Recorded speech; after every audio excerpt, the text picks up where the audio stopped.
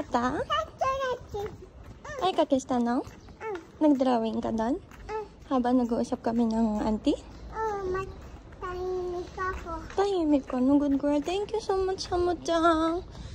Nakapag-apply na po tayo sa work. Thank you, Lord. Thank you, Jesus. Thank you, Jesus! Yan, galing po ulit kami sa Hello Work. Napagpalang araw mga Camarines family. Thank you so much for dropping by. And nandito kami ngayon sa Hello Work. Actually, tapos na kami sa appointment. And ito, pauwi na kami. So, actually, nag-apply ako sa ibang company. Bukod pa dun sa pinag-interviewhan ko last time, sa aking last vlog. Dahil, sabi kasi nung company, medyo matatagalan pa daw yung pag-aasikaso nila sa akin dahil sobrang busy nga daw, tapos bumagyo pa. So yung mga inaasikaso na mga clients nila, kailangan din nila asikasuhin muna. So yun yung tingin ko, kaya sobrang natatagalan din sila. And inunahan din naman ako nung sa HR, inunahan naman niya ako na sobrang matatagalan pa daw. Pero kailangan na kailangan nga daw nila ng tao, and especially nga na Tagalog speaker daw ako.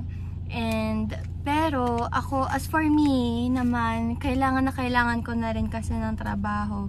Kaya no choice ako. Pero sabi naman niya na alam niya na kailangan ko na nga ng work. Kaya sabi niya kung ma-hired ka sa ibang company, susuko na lang kami. So give up na lang daw sila. And pag may chance na lang, pag may opportunity na lang. Parang ganun yung napag-usapan namin last time sa telephone.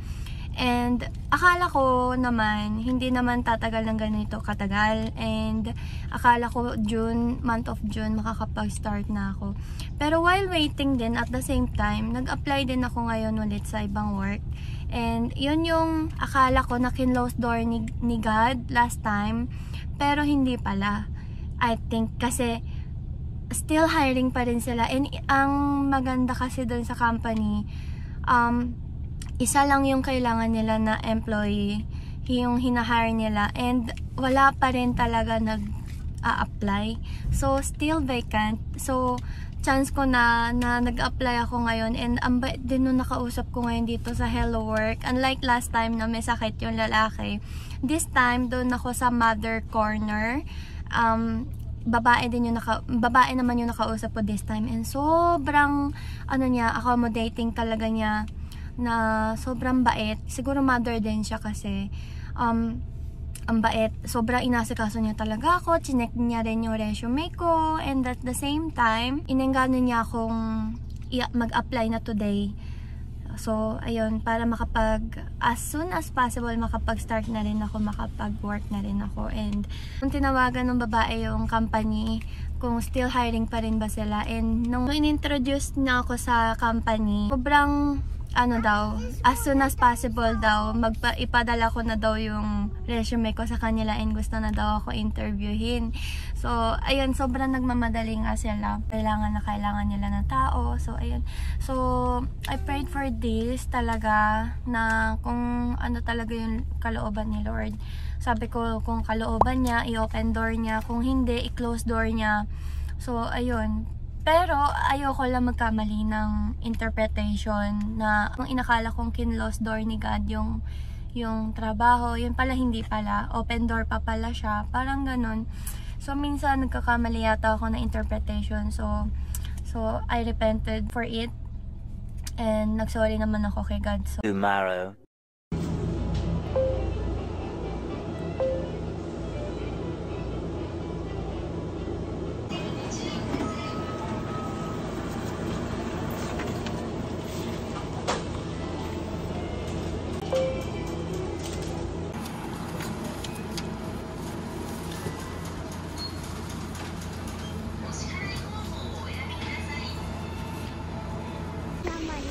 Meron na use na naman.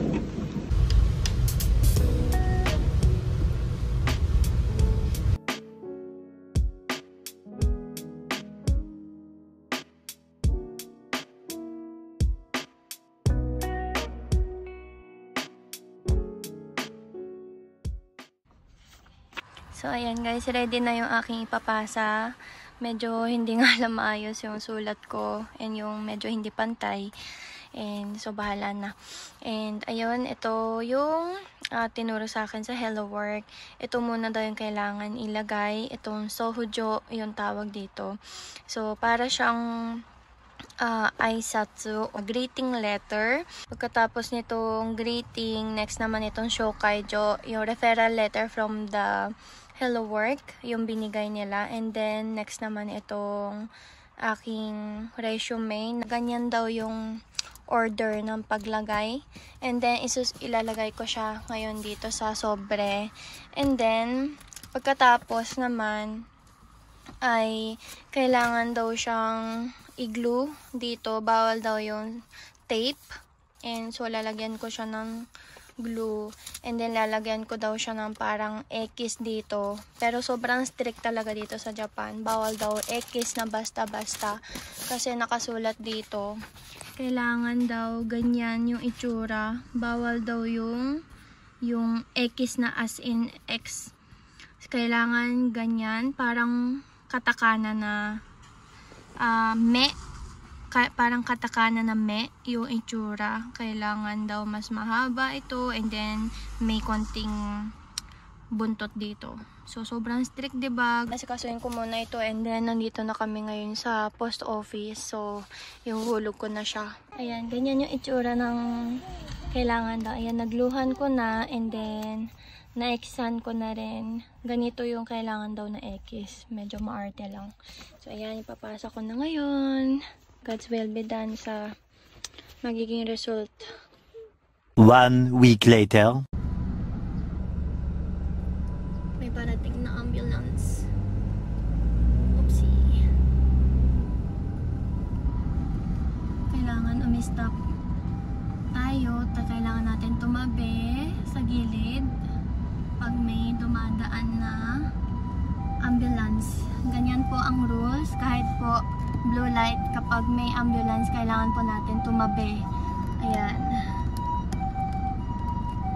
To be honest, kung ikukwento ko yung whole story, medyo mahaba. Pero itong in-applyan ko ngayon, the company na in-applyan ko dati sa first vlog ko.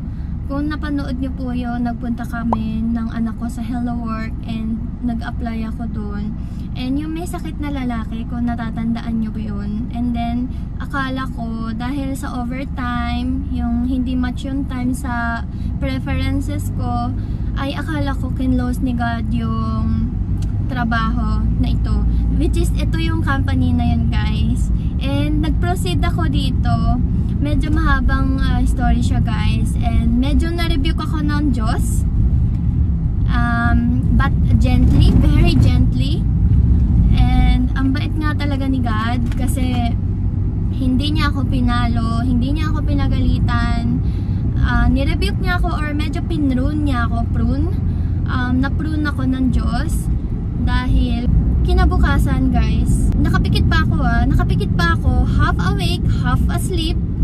Bigla akong may narinig na audible voice, very clear, na hindi ko maipaliwanag yung boses kung kanino, kung babae ba o lalaki.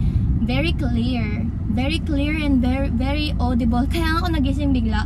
Noong narinig ko yung boses na yun, half asleep, half awake ako. Bigla ako nagising. What? Napag-anon ako. Tinext ko agad yung husband ko after I prayed to the Lord. Kasi narinig ko yun. Alam nyo guys, guess what? Kung ano yung sinabi ng boses na yun. Sabi niya, actually may screenshot pa ako. Tapos sinulat ko pa yun sa prayer journal ko. As a testimony talaga. I believe it was God who spoke to me.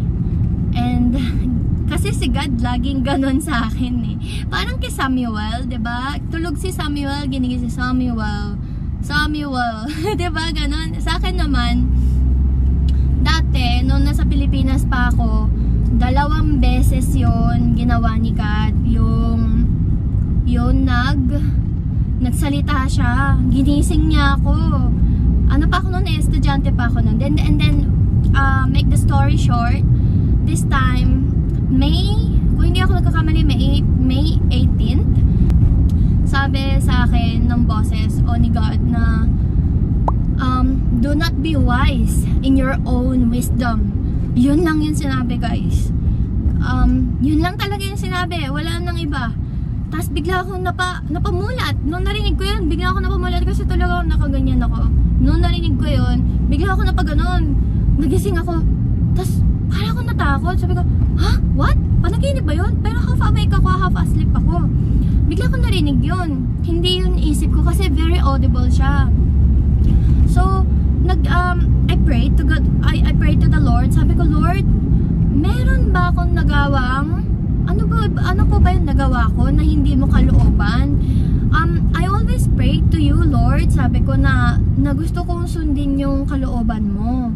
Pero and ituro mo sa akin, Lord. Lagi ako nagpe-pray every day, lalo na kapag gumagawa ako ng very big decisions, ganun. Nagpe-pray ako sa Lord na lagi ako nagdadasal kay Lord na Lord, ikaw yung manguna sa akin, ikaw yung maghari sa akin, Panginoon, kasi pag hindi mo ko nilid, baka sarili ko yung sundin ko, baka selfish desire ko yung manguna, or ako na naman yung mangunguna, kumbaga baka pangunahan na naman kita, Lord. Kaya Lord, please, I want to live in your presence. I want to live in your path. I want to walk on your path na pinrepair mo sa akin. Kung ano yung kalooban mo, yun yung gusto kong sundin, Lord. Kaya tulungan mo ko. Kasi kung ako, hindi ko masusunod yun. Kasi masusunod ko yung kagustuhan ko. Everyday, guys, yun yung pinagpe-pray ko. Niluluhod ko yan sa Panginoon. God knows it. Everyday, I bow down in front of the Lord, and then I pray na wait lang liliko lang ako, delikado kasi yung daan dito eh. So ayun nga, guys, and then kaya ako nagtataka, guys, bakit, tas tinext ko yung asawa ko, tinanong ko rin si Lord, then after I prayed to the Lord, tinanong ko yung husband ko, bakit ko narinig yun? Tapos sabi ko, hindi kaya galing sa kaaway yun, kay Satan yun, ganyan. Tapos sabi ko, bakit Lord? Bakit ko narinig yun? Ano ba yung nagawa ko, Lord, na hindi ko sinusunod yung kalooban mo? Sabi ko ganun. Tapos, siguro, ang nakikita ko, guys, dahil totoo nga yung sinabi nitong lalaki sa Hamafuji, sa second company na in-applyan ko, na sobrang tagal daw ako maghihintay. Sobrang tagal ko daw kailangan maghintay para ma-hire daw nila ako kasi nga sobrang busy nga rin daw nila. So it means hindi ko matutulungan yung pamilya ko as soon as possible. Kaya naman itong first choice ko, actually itong company na Neocluster, first choice ko naman talaga to. And then akala ko lang kasi na hindi kalooban ni God kasi nga, you know, yung may anak ako, kailangan may house chores din akong gagawin pagka-uwi, diba? Tsaka asawa ko nagtatrabaho din na full time. Minsan umuwi siya alas 8. Kaya diba, guys? Tapos yun nga, kaya akala ko hindi yun kalooban ni Lord. And then I thought na dahil sa mga wrong signs na nakita ko, akala ko closed door siya. But the truth was, it's not a closed door ni God. Hindi pala siya sinara ni Lord. Kaya, alam niyo, guys, pinaproceed ko na yung company, yung application ko dito sa Neocluster. And then, ito na nga ngayon. At 2 days ago, tinawagan ako nung Neocluster, yung company na ito, na nakapasa daw ako sa first screening ng documents screening. So, yun sa mga resumes ko, yun, nakapasa daw ako sa first screening, kaya gusto daw nila ako ma-interview. Yun yung second screening, yung ngayon. And then, ngayon, yun na nga, nagpa-interview po ako. Hindi ko na kasi actually, guys, na vlog, kasi sobrang umaga, 10 AM yung interview. Nag-prepare pa ako ng breakfast, and then nag-ready pa ako, and then yung mga sasabihin ko, and then yung mga gusto kong itanong, sinusulat ko. Actually, ginawa ko yun kagabi, kaya lang sobrang pagod recently. Ang dami kong inaasikaso, iniintindi, kaya kaninang umaga ko lang nagawa. And then, syempre, nag-devotion din ako. Medyo, lang yung time ko, kulang. So nagmadali ako, hindi na ako nakapag-vlog. Pasensya na kayo, hindi ko napakita yung pagpunta ko, pagre-ready ko. Yun na nga guys, sobrang ang bait ng company na to. Kung mabait yung sa Hamafuji dati, ito yung second company na in-applyan ko, yung sinama ko kayo, mas mabait dito sa Neo Cluster. Grabe. Hindi ko masasabi kung ma-hired ako. Hindi ko pa masasabi, but within a week daw, siguro mga bukas, sa isang bukas, mabilis naman kasi sila kumontak, tumawag eh. So, ayun nga, ang galing, ang bait. Tapos, halos, alam niyo yun, 80% ako yung nagdadaldal doon sa interview. Ako yung ini-interview, pero ako yung salita ng salita. Ako yung nagtatanong. Parang ako yung nag-interview sa kanila. Alam niyo yun? Pero nakakatuwa kasi very friendly nila. Ang bait nila. Tsaka yung very accommodating sila. So, sobrang praise God talaga kasi napakabuti ng Lord. Ay, answered prayer. Lahat ng kaba ko biglang nawala, and tawa lang ako ng tawa doon, tawa din sila ng tawa. Pero very naman specific details naman yung inalam ko, chinek ko, at yung mga trabaho, yung contents, work contents, and very malawak pala tong trabaho na ina-applyan ko. And then may good news ako guys kapag na-hired ako dito, dahil about sa pag-hiring ito ng mga trainees from the Philippines. Dahil ang in charge ako dun sa Filipino, and then sa sobrang malawak, and then very malaki ang responsibility ng trabaho na to kumpara dun sa Hamafuji na in-applyan ko. Mas malaki pala yung responsibility ko dito, and then mas busy daw. Pero tinanong ko, may anak ako, may baby ako eh. Okay lang ba sa inyo yun? And lahat ng concerns ko, binuhos ko sa kanila, honestly. Pero grabe, okay lang daw sa kanila yun. Okay lang daw sa kanila yun. Iintindihin daw nila ako. Praise the Lord. Grabe, no? Kasi kung ibang company, pagka ganun, pag may anak ka dito sa Japan, wala, pera ka, lalo na babae ka, na may anak na maliit. Wala. Kailangan mong sasabihin ng company na isakripisyo mo yung anak mo. Ganun dito sa Japan guys. Pero ito Neo Cluster, sobrang bait. Grabe no? Lahat ng pinaranas ni God, pati sa Hamafuji, pati dito, ang bait ni Lord. Sobrang gentle. Sobrang gentle and very accommodating. Sobra akong parang ini-spoil ni God, pero very favored. Hindi naman sa ini-spoil, pero sobrang yung grabe yung buhos na favored ni God. Grabe, ito yung living testimony ko guys. God is really indeed good. God is indeed good. Good talaga. And God is so faithful. God is so faithful, hindi niya talaga ako pinabayaan. Sinamahan niya talaga ako. Sobra, ayun, nabasa ko rin kaninang umaga. Yung sabi ko, ayun, pinag-pray ko yung, pinray over ko yung Bible verse na yun sa Psalms, nakalimutan ko, ilalagay ko sa screen, no? Sabi ko kay Lord, please lead me to your right path. Sabi ko, make your path straight para sa akin, and i-guide mo ko. Pinagpe-pray ko, Lord, kasi I want to submit to your will. Kung hindi ito yung kalooban mo, Lord, please close the door for me. Kasi okay lang naman sa akin. Pwede rin naman akong sa factory na lang ako magtatrabaho if needed. Kahit sa pato lang. Kasi nakalipat din naman pala yung asawa ko sa magandang trabaho din pala guys. May another praise report nga pala ako na nakalipat po yung husband ko sa new work niya. And then, you know, guess what guys? 1,700 yen yung per hour niya. But hindi siya yung Nikotay or yung night shift and day shift. Hindi.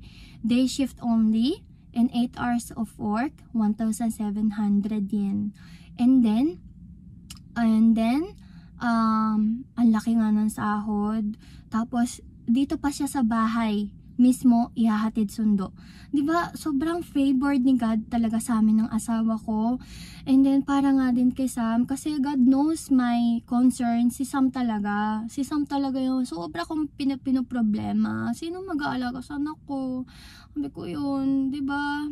So, ayun, I will update you guys kasi balak namin magtawag ng tao from the Philippines kung ito yung kalooban ni God.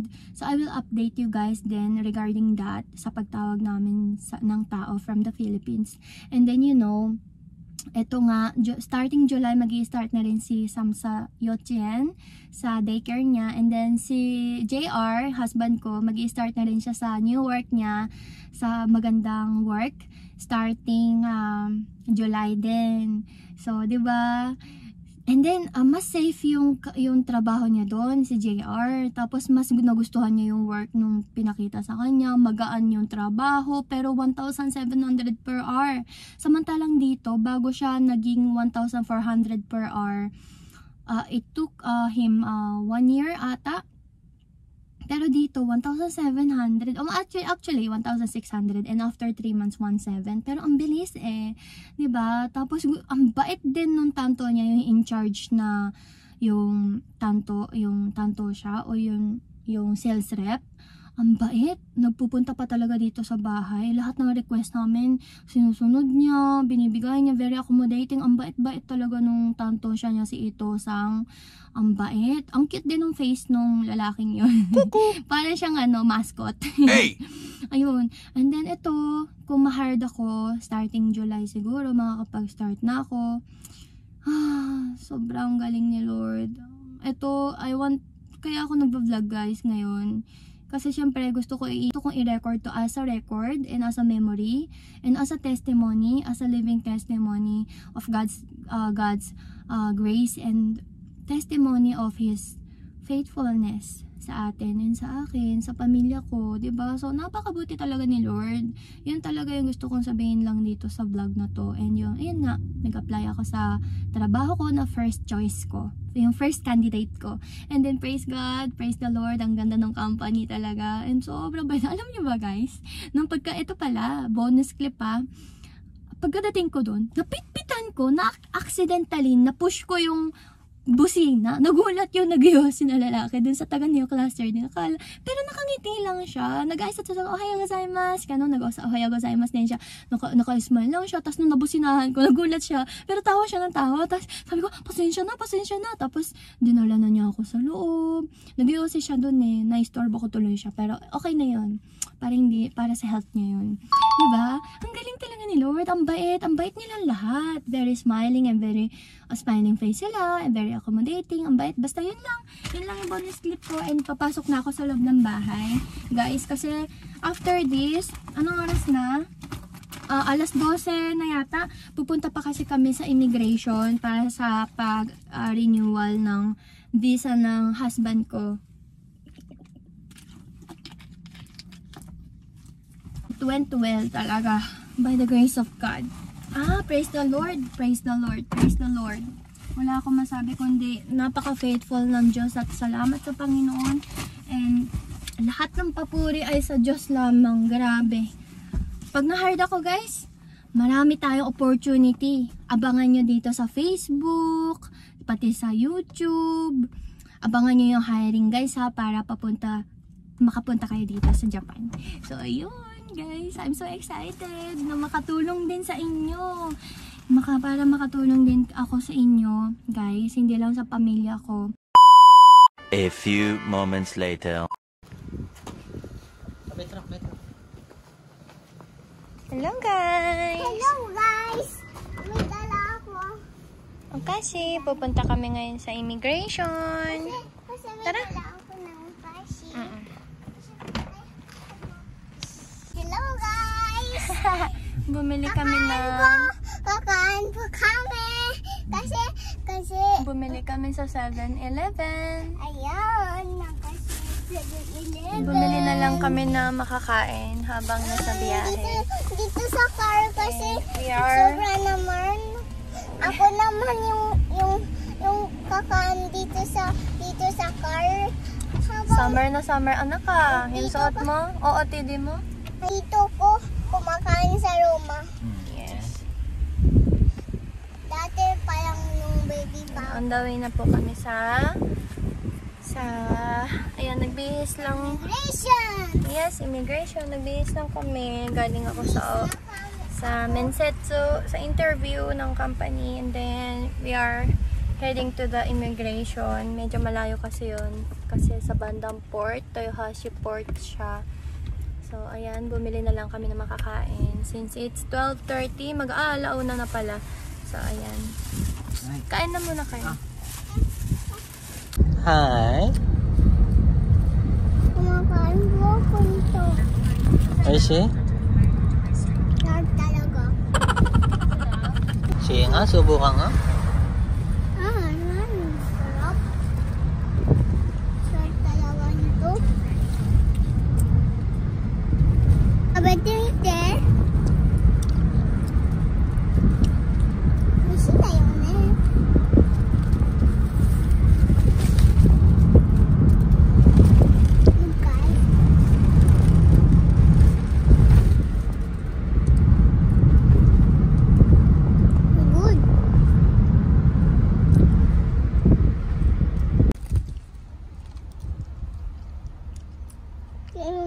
So, tapos Let's eat! let's eat, guys. Sarap, guys.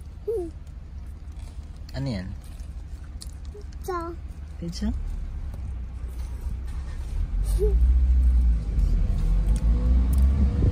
kasi guys, sarap nito talaga.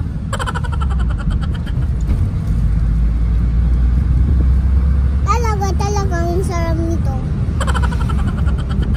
Kain ka nga. Parang nasa Tuesday tayo, guys. Parang nasa Tuesday tayo, guys. Mahangin kasi.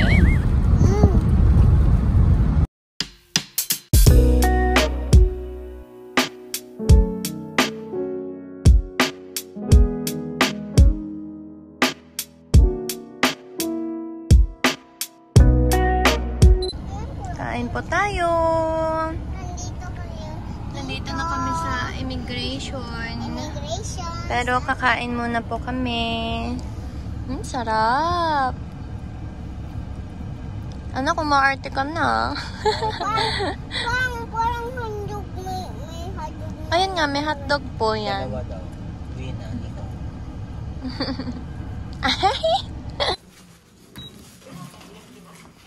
Alam mo, laka ng ganda yan.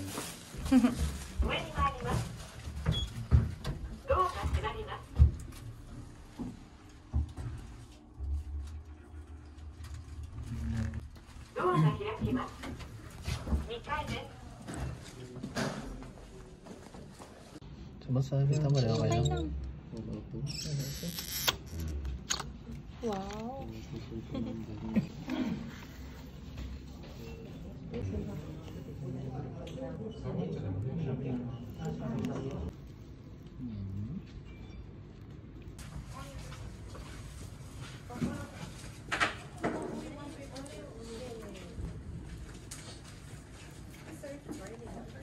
Pasyal-pasyal muna tayo, Sam. Punta tayo dito sa Mikawa Coast Guard Station. Tingnan natin, ha? Oh, quiet! Ooh! May makikita kaya tayong barko. Ay, ano? Samutya, may barko! Wow! Kita mo? Samutya, ang barko, oh! Ohone tayo, ohone! Ano yung barko yan, Samutya? Ship! Nakaship yan! Lapit ka! Ano? Natatakot ka? Natatakot daw siya. One eternity later.